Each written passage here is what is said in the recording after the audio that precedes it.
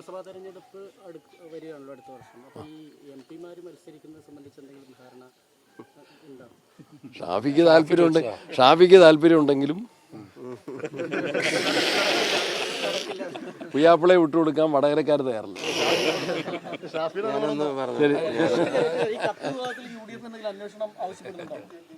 താല്പര്യമുള്ളത് പിന്നെ വടകരയിൽ നിന്ന് കൂടുതൽ കോൺഗ്രസ് MLA-മാർ UDF MLA-മാർ ആ നിയമസഭയിലേക്ക് എത്തുന്നത് കാണാനാണ്. ആ ഉത്തരവാദിത്തമാണ് ഇനിയിപ്പോൾ പ്രസിഡന്റ് ഉൾപ്പെടെ അല്ല പാർട്ടി ഏൽപ്പിച്ചിരിക്കുന്നത്. ആ ഉത്തരവാദിത്തമാണ് അത്. പ്രസിഡന്റ് ഇപ്പം നിങ്ങളോട് പിന്നെ തമാശയായിട്ട് അങ്ങനെയൊക്കെ പറഞ്ഞാൽ എന്നോട് കൃത്യമായിട്ട് എൻ്റെ ഡ്യൂട്ടി എന്താണെന്ന് അദ്ദേഹം പറഞ്ഞിട്ടുണ്ട്.